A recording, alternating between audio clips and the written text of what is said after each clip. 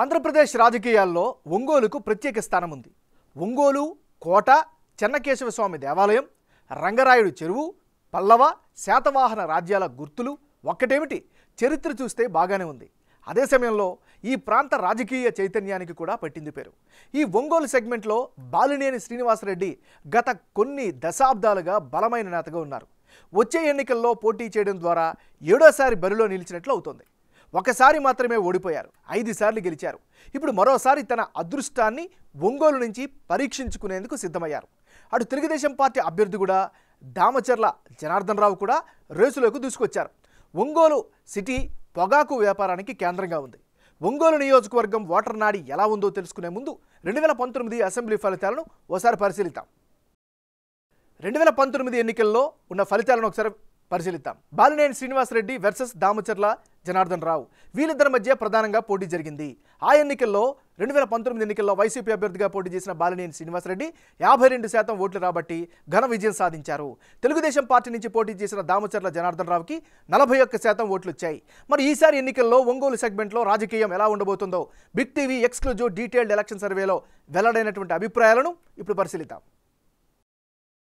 YCP నాయకుడు బాలినేని శ్రీనివాసరెడ్డి, ఈసారి ఎన్నికల్లో ఈయనకు అనుకూలమైనటువంటి అంశాలేంటో ఒకసారి పరిశీలిద్దాం.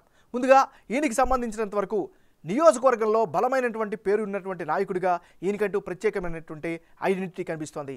మరీ ముఖ్యంగా 5 సార్లు ఎమ్మెల్యేగా గెలిచినటువంటి సుదీర్ఘమైనటువంటి అనుభవం ఖచ్చితంగా ప్లస్ ఫ్యాక్టర్గా చెప్పుకోవచ్చు. మరీ ముఖ్యంగా ఆంధ్రప్రదేశ్ ముఖ్యమంత్రి జగన్మోహన్ రెడ్డితో బంధుత్వం మరో అదనపు ఆకర్షణ. ముఖ్యంగా వైఎస్ఆర్ కాంగ్రెస్ పార్టీకి సంబంధించినటువంటి కార్యకర్తలతో మంచి సత్సంబంధాలను నెరుపుతున్నటువంటి వ్యక్తి శ్రీనివాసరెడ్డి. ఇది ఈయనకి అనుకూలమైనటువంటి అంశాలు. మరి బాలినేని శ్రీనివాసరెడ్డికి ఉండేటటువంటి మైనస్ పాయింట్స్ ఏంటో పరిశీలిస్తే ప్రధానంగా నియోజకవర్గంలో అనుకున్నంత ఆశించినంత స్థాయిలో అభివృద్ధి అయితే కనిపించడం లేదు. ఇది ప్రధానమైనటువంటి మైనస్. మరి ముఖ్యంగా గుండ్లకమ్మ రిజర్వాయర్ నుంచి ఒంగోలుకు తాగునీరు రాకపోవడం కూడా ప్రధానమైనటువంటి మైనస్గా చెప్పుకోవచ్చు. ఒంగోలు మున్సిపల్ కార్పొరేషన్లో తాగునీటి సమస్య అయితే బాగా వేధిస్తూ ఉంది.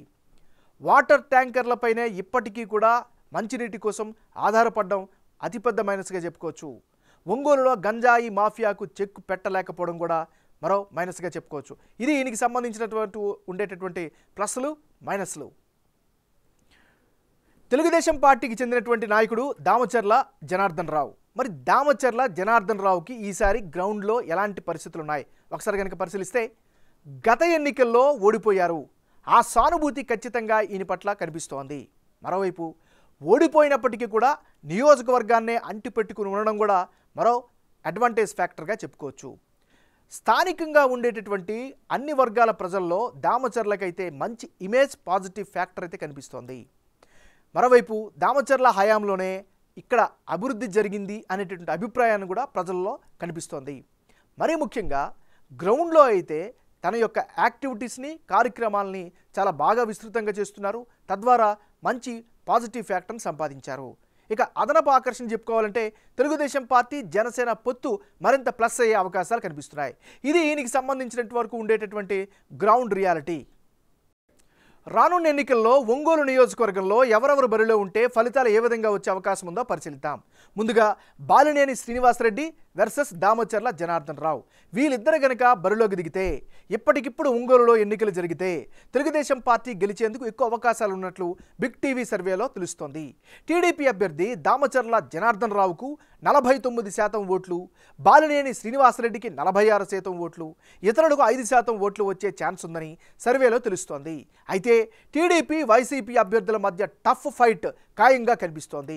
ప్రస్తుతం సెగ్మెంట్లో ఓటర్లు చెబుతున్న దాని ప్రకారం టీడీపీ అభ్యర్థి జనార్దన్ రావుకు పాజిటివ్ వేవ్ అయితే కనిపిస్తోంది. పబ్లిక్లో ఇమేజ్ పెంచుకున్నారు. ప్రస్తుత ఎమ్మెల్యే ఆధ్వర్యంలో అనుకున్నంతగా అభివృద్ధి జరగకపోవడం అధికార పార్టీకి మైనస్గా చెబుతున్నారు. అదే సమయంలో టీడీపీ జనసేన పొత్తు కూడా తెలుగుదేశం పార్టీ అభ్యర్థికి కలిసి వస్తోంది. దామచర్ల జనార్దన్ రావు కమ్మ సామాజిక వర్గం నేత. అటు జనసేనతో పొత్తు కారణంగా కాపు ఓటర్ల మద్దతు కూడా భారీగానే వచ్చే ఛాన్సెస్ కనిపిస్తున్నాయి. వీటితో పాటే ప్రభుత్వ సహజ వ్యతిరేకత కూడా ప్రతిపక్ష అభ్యర్థికి ప్లస్ అయ్యేలా కనిపిస్తోంది. మరోవైపు ఒంగోలులో బాలినేని శ్రీనివాసరెడ్డి కూడా senior most leader, strong political profile ఉంది. తనకంటూ సెపరేట్ ఓటు బ్యాంకును సృష్టించుకున్నారు. అదే సమయంలో ప్రభుత్వ స్కీముల ద్వారా లబ్ధిదారుల ఓట్లపై వైసీపీ నమ్మకం పెట్టుకుంటోంది.